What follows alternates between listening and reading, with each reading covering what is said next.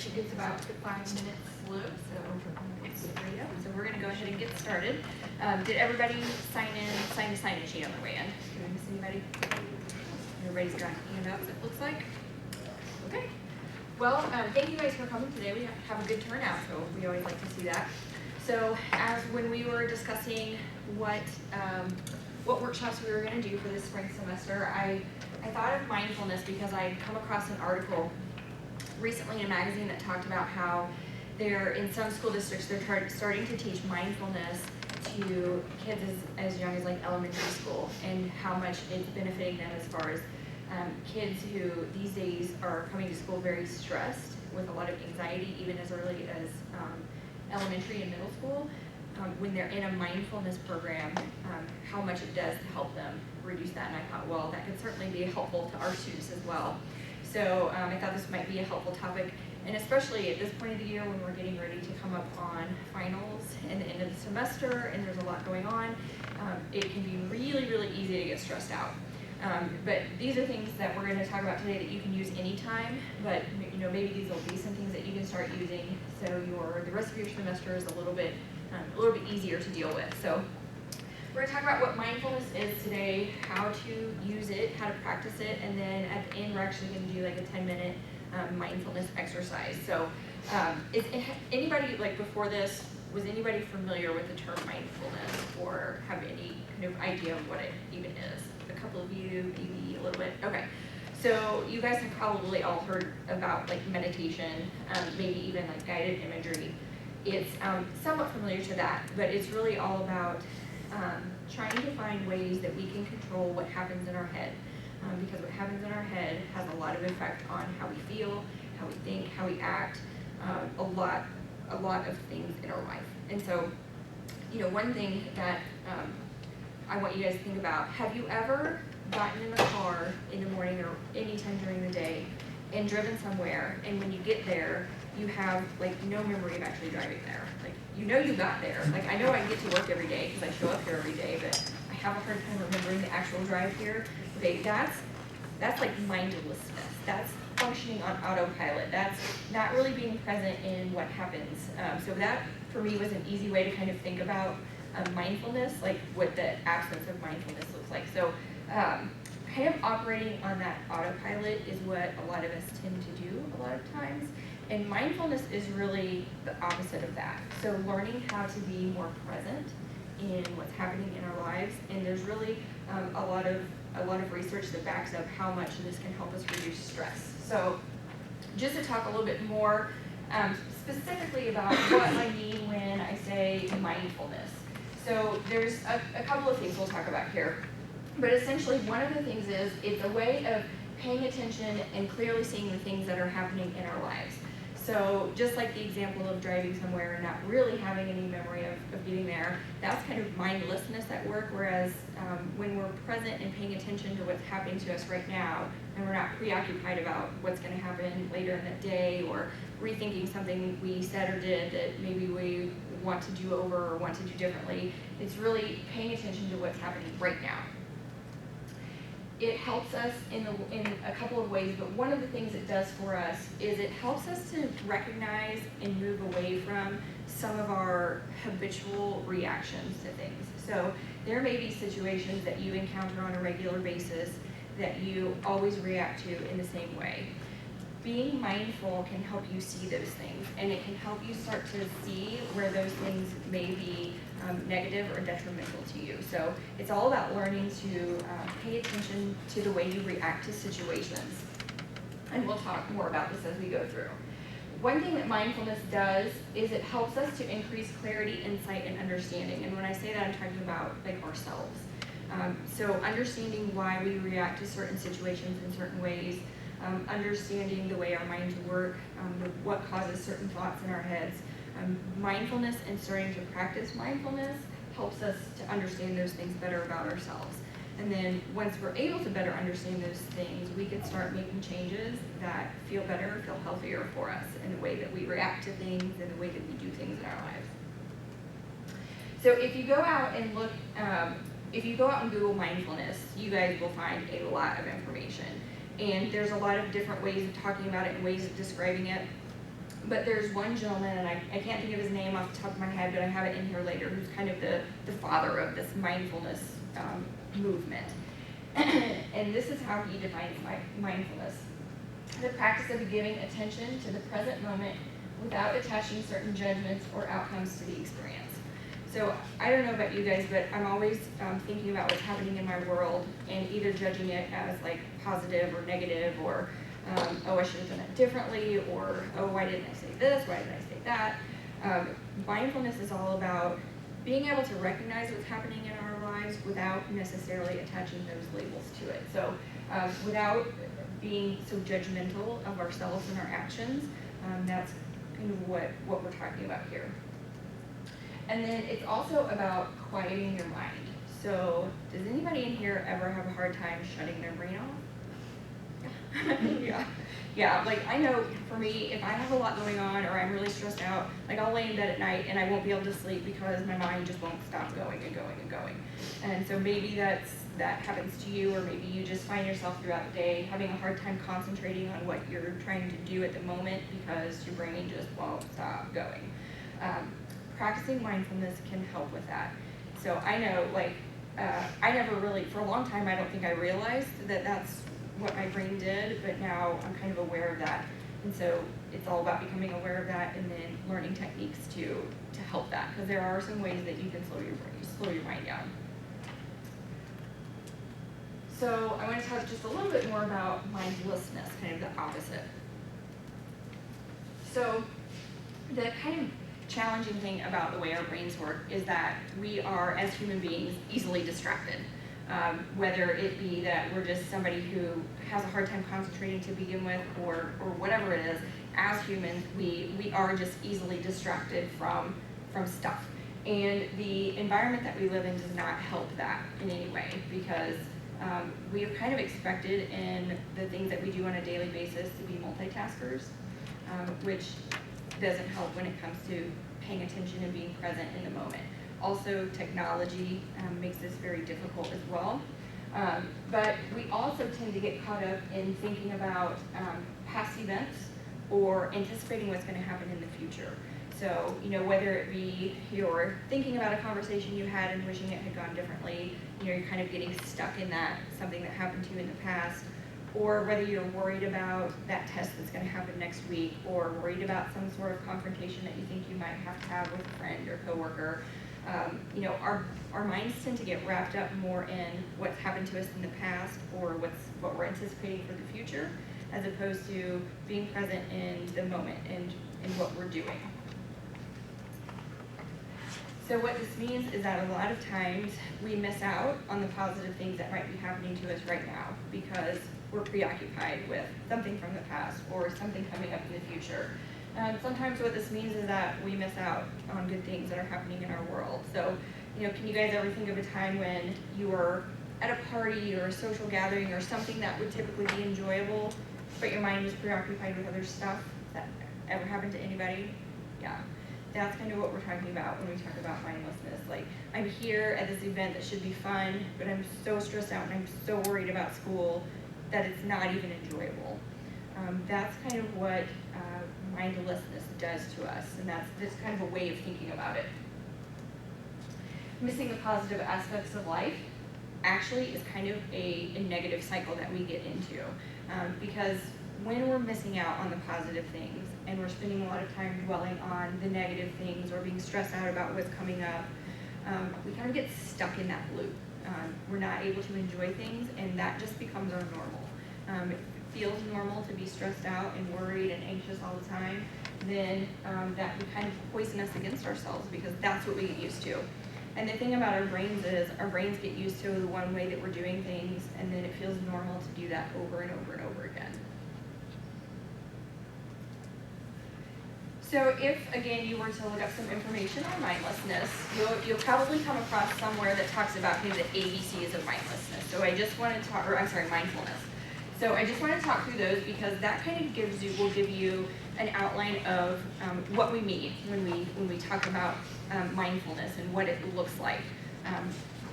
So the A, you'll either see people talking about that as either attention or awareness. I've seen it in different both ways in different places.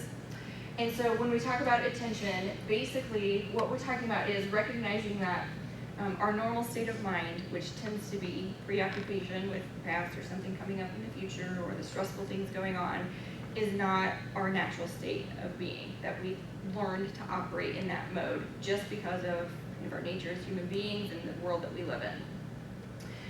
Autopilot tends to be our automatic setting where, again, going back to driving to work and having no memory of it, like we just kind of operate in that system a lot of the time. And so our attention tends to be on things happening to us. We're worried about something that happened before, worried about something that comes up, so our focus is solely on kind of us and our little bubble, what's happening in our world. Attention and awareness is trying to move from that constant state of worry, stress, anxiety, and thinking about everything that's happening in my world to paying more attention to what's happening in the world around us. So one small thing, how can you start doing this? Because we are creatures of habit, and we get into the same way of thinking and the same way of acting, and sometimes it feels like we can get stuck there pretty easily. So one way to begin kind of taking this step towards more attention and awareness is just to watch for opportunities when you catch yourself in a stressful moment and just stopping, taking a moment and saying, okay, where is my attention right now? So maybe you guys are sitting in this workshop right now, but you're worried about the test that you have next week, or the fact that you have to go to work later, whatever it is, just stopping in those moments and saying, okay, where's my attention? Is my attention on what's happening right now? Counting to 10 slowly and paying attention to your breath can kind of center you back into what's happening in the moment. And we'll breathing in it.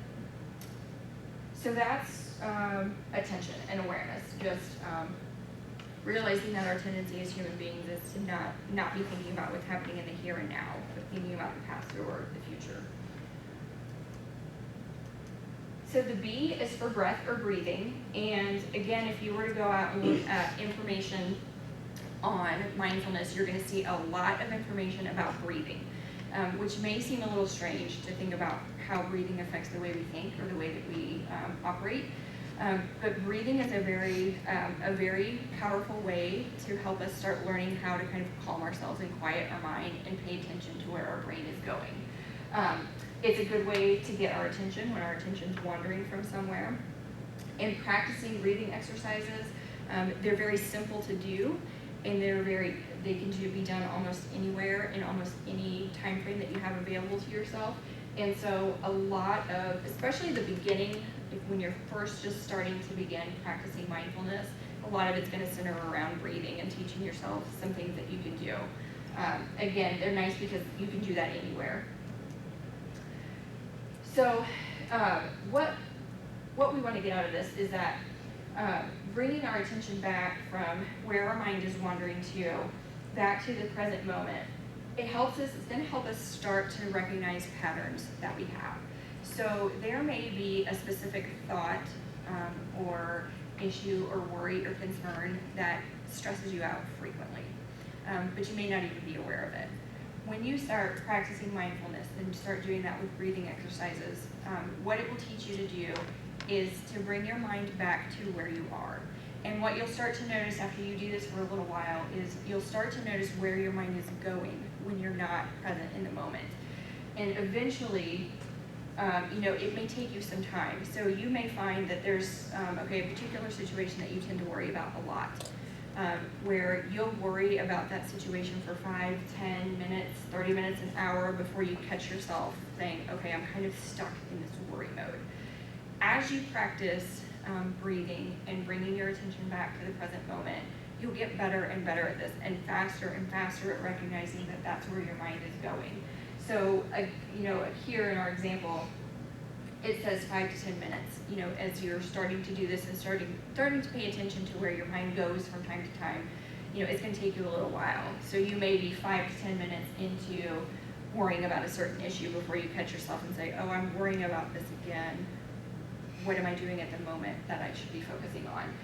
The longer you do it, the faster you get. So it may get to where eventually you're able to catch yourself in just within a minute or two. And then eventually, if you practice this regularly, you'll be able to catch yourself before you get lost in those negative or stressful thoughts. Because that's how our brain works. That's the kind of the cool thing about practicing something like mindfulness, is that we actually have the ability to rewire the way our brains work if we are willing to practice and to do these things regularly. So one way that you can start taking this step, like I said, the nice thing about the breathing exercises is they are very easy to do. There's tons of them out there. We're going to talk about some examples later, and like I mentioned, we're actually going to do like a 10-minute breathing exercise at the end of this, but there's tons of them. But one easy way to start is just to breathe and count at the same time. So a real simple one is to inhale, count to 4 as you inhale, and then count to 4 as you exhale. And one thing that we tend to do, especially if we're stressed out or nervous or anxious, is that our breathing is very shallow and very quick. Deep breathing actually can be very relaxing. So learning to count while you're breathing actually can increase, you're taking deeper breaths, you're breathing slower. That slows your heart rate, it can slow your blood pressure. It also helps to kind of slow your mind down. So starting with a count of 4, and then as you get better and better at that, you can increase that. So counting to 5 as you're breathing in and out, then counting to 6.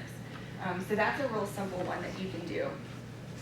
And you can do that, like I said, anytime. So when you're sitting down to take that exam and maybe your heart's racing a little bit or you're feeling nervous, this is a quick and easy way to kind of calm yourself a little bit, but it's also a way to start practicing, being present in the moment and what we're talking about with mindfulness.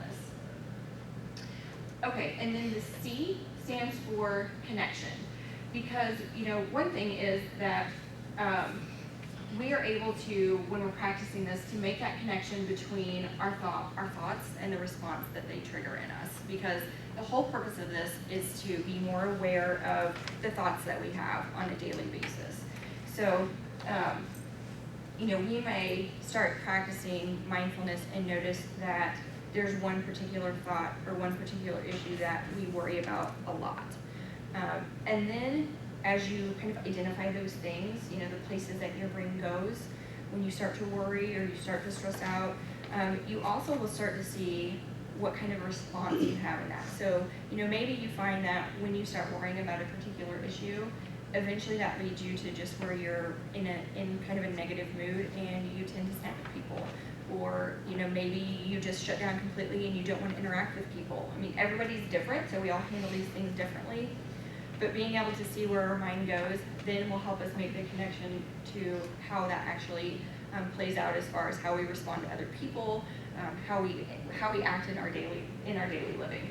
And then once we become more aware of this, then we have the power to change those things. But until we create an awareness of where our mind goes on a regular basis and then how we act as a result of that, it's hard to change because we don't really know. And this process can help us kind of figure those things out. So, okay, the sign-in sheet's there, and then I think they're coming to the center, and there's handouts right there also if you want to grab and hand out an evaluation. Okay, so just some information, additional information on why it can be beneficial to start practicing mindfulness in your daily living. You may have to come into the center. We're out of chairs on the outside.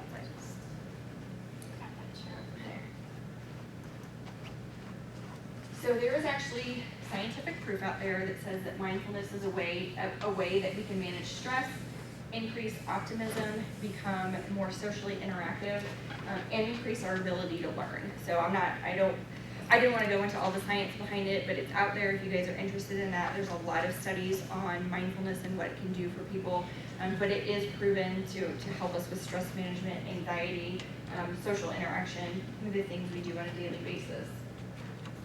Like I talked about before, this literally can change the way your brain is wired. And again, there are actual scientific studies out there that talk about this. But when people regularly practice mindfulness, the activity in their brain actually changes.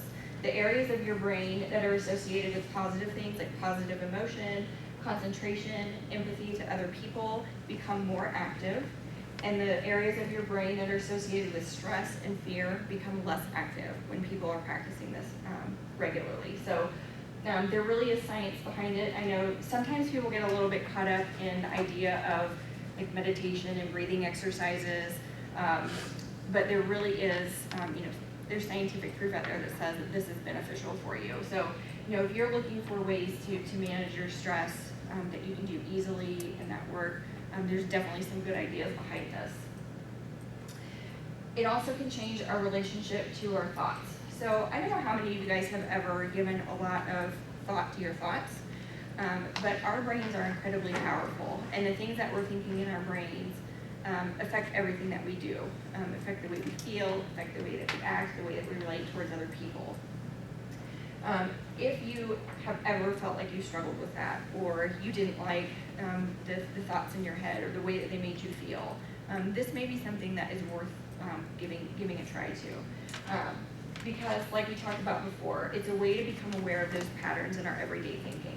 And until we really know what those are and are aware that they're there, then we don't have a lot of power over them. But when we become aware of them, then we can start to change them. Because we start to catch ourselves. If we're paying attention to what we're thinking in the moment, then we can start catching ourselves in those negative thoughts. And then we can change those messages that we send to ourselves. Okay, so a little bit more about how this can actually help you. Reducing the intensity of unhelpful habitual responses. So we've really kind of pretty much talked about this already, but those automatic responses we have to situations that aren't always positive or healthy. This is a way that we can reduce the intensity of those because, as I said, we become aware of them, and then when we're aware of something, we can start to learn to do different ways of dealing with those things. Slowing the pace of our thoughts. So again, we talked about our minds race sometimes, especially when we're stressed. This is a good way to slow down your thoughts if that's something that's bothersome to you. Increasing our awareness of the present. So again, this can make it easier to enjoy those things that should be enjoyable to us, even during times when we're maybe experiencing some stress or we have a lot on our plate. Noticing, enjoying, and cultivating positive experiences and emotions. If we're able to identify the negative habits that we get into with our thoughts, then we get to start changing them. And the nice thing is that we also have the ability to notice the positive things too. I think it's kind of an unfortunate thing as humans that a lot of times we tend to gravitate more towards the negative things in our mind as opposed to the positive. So, I want you guys to think of this as a way to also notice the positive things, because it's not just about finding the negative things out there, it's about finding the positive things too, and being aware of them as well.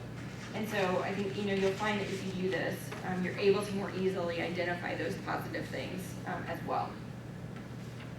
So I have a couple of examples that I came across. So the first one deals with someone who makes a harsh comment. So I don't know if anybody tends to be at all sensitive in nature. I do at times. If somebody says something harsh or critical of me, my thoughts tend to go pretty negative pretty quickly.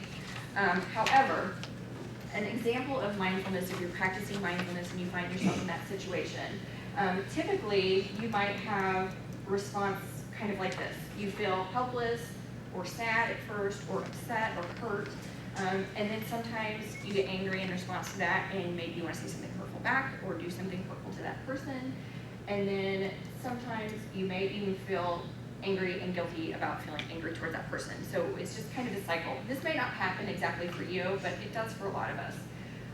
So the thing about mindfulness is once we start to notice that that's the way we respond in a certain situation, then we have the ability to say, okay, I'm going to recognize those things. I'm not going to judge myself for feeling that way, but I'm going to choose to bring my attention to something different. Now, this doesn't happen automatically, and that's the thing about practicing this. It does take practice, but this is one of the ways that we can kind of change the way that we respond to things, because we're going to become aware of kind of this process and how this happens for us. Then we have the option to choose something different. And again, it takes practice, but when we catch ourselves somewhere in this loop of A, B, and C, when somebody says something harsh or critical to us, then we have the opportunity to make a choice. Okay, I'm going to continue in this pattern that I know I typically do, or I'm going to instead try and focus on the moment and what's happening, or what's positive around me, or something other than the negativity that I usually feel. So it may not happen exactly like that for you. It may be something different for you, but that's kind of an example of how it can work. And then I have a second one. So, I would imagine that from time to time you guys leave here with some stress, and you go home. So let's say, you've had a really stressful day at work or at school, and your typical reaction would be that as soon as you get home or as soon as you get the chance, you reach for something that's going to make you feel better. That may be alcohol, that may be food, that may be shopping, that may be gambling, it may be sleeping too much. There's hundreds of things that could be. Just to kind of escape the stress and the negative feelings that you have going on. Mindfulness teaches us a different way. Instead of grabbing onto those things that temporarily make us feel better, it's all about teaching ourselves to take a moment and recognize where we're at and say, okay, yes, I'm feeling some unpleasant feelings. I'm feeling stressed out. I'm feeling negative right now. But instead of reaching for that thing that's going to temporarily make me feel better, I'm going to just acknowledge what I'm feeling right now, acknowledge that it's stressful, but acknowledge also that there can be a positive way to work through that.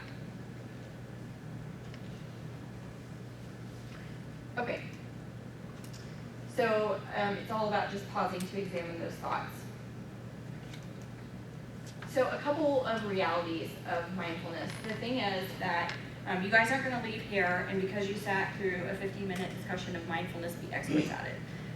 If this is something that you feel like would be beneficial to you, it will take practice. We're not good at it right away. Our brains are just wired to be going all the time, especially when you're in college and you're working and you have families and you've got 100 things on your plate.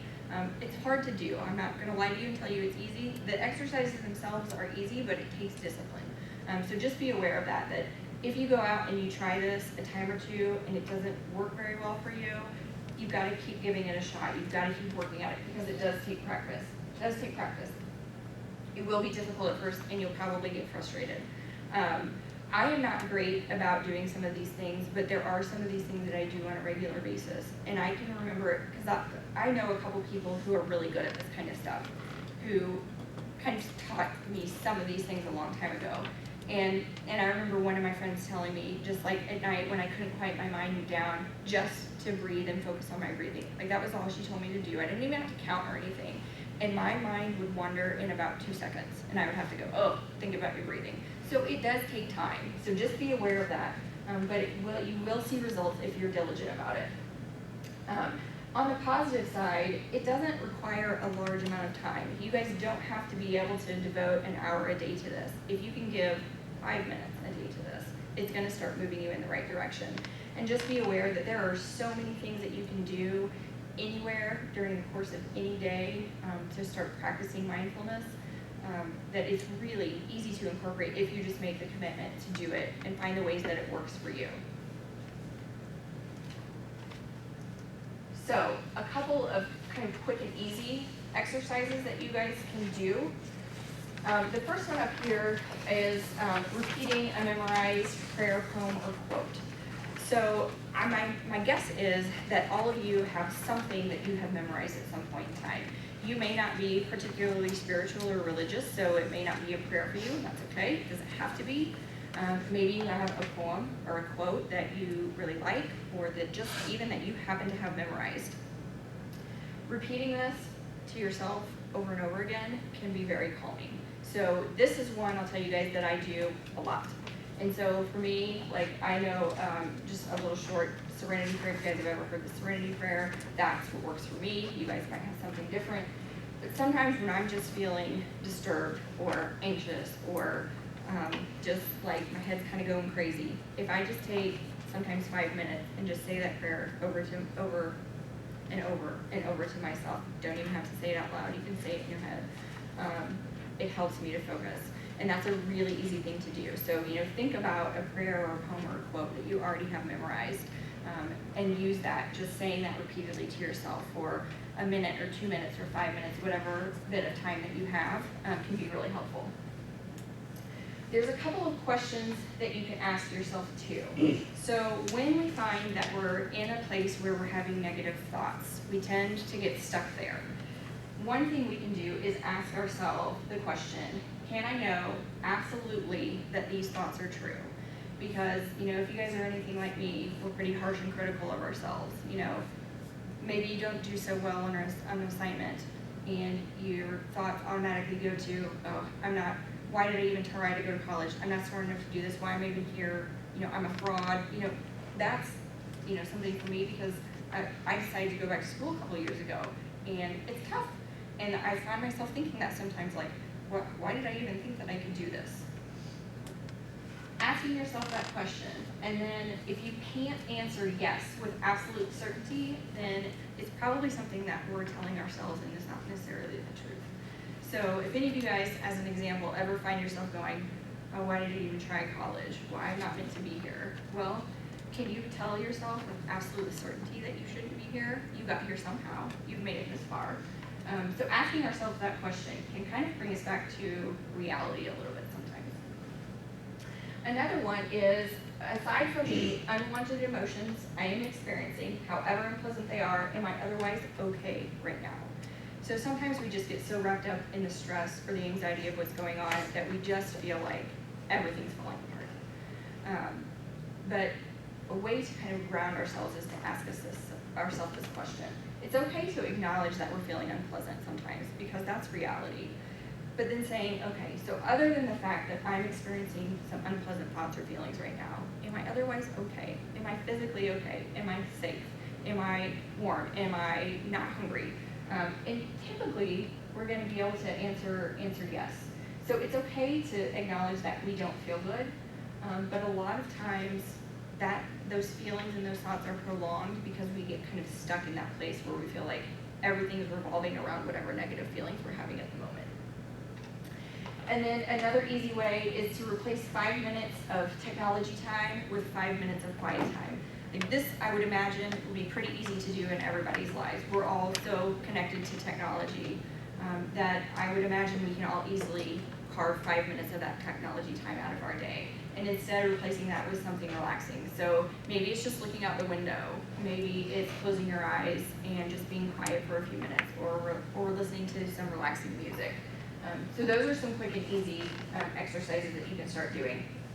At the end of this, I've given you guys some website resources. There's tons of them out there. I mean, all you have to do is Google mindfulness. You'll find 1,000 different things out there. You'll find websites that have all kinds of exercises. So I would encourage you guys to check it out and find some that work for you. Okay, so now we are going to actually do an exercise, like I mentioned. It is about 10 minutes long. And there's a lot of these out there. I've given you a website that has a lot of free MP3s that actually walk you through exercises like this.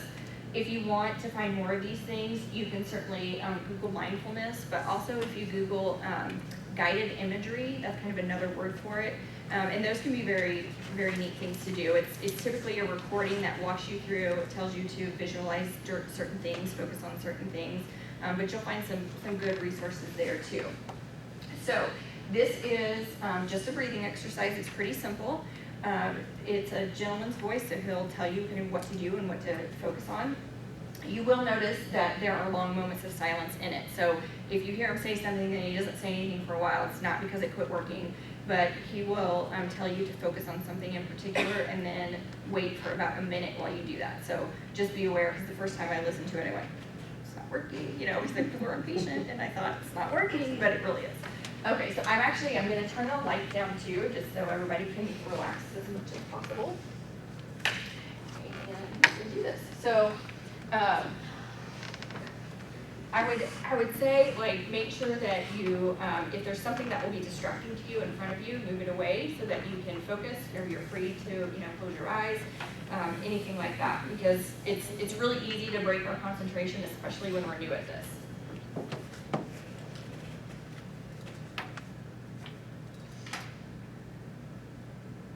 allow yourself to settle down.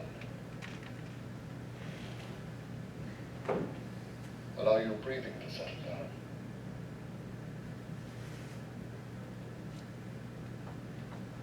Throughout our mindfulness of breathing, thoughts will come into your mind from time to time. Simply notice them and return to your breathing. Begin by noticing your out-breath.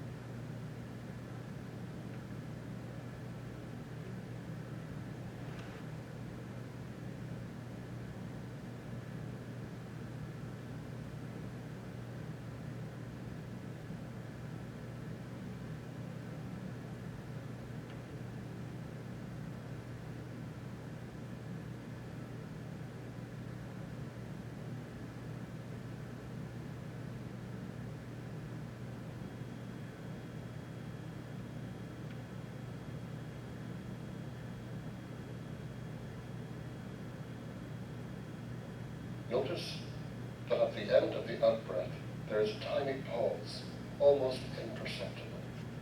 Just notice that little pause now, before the in-breath begins. No need to try to make it happen, just notice it.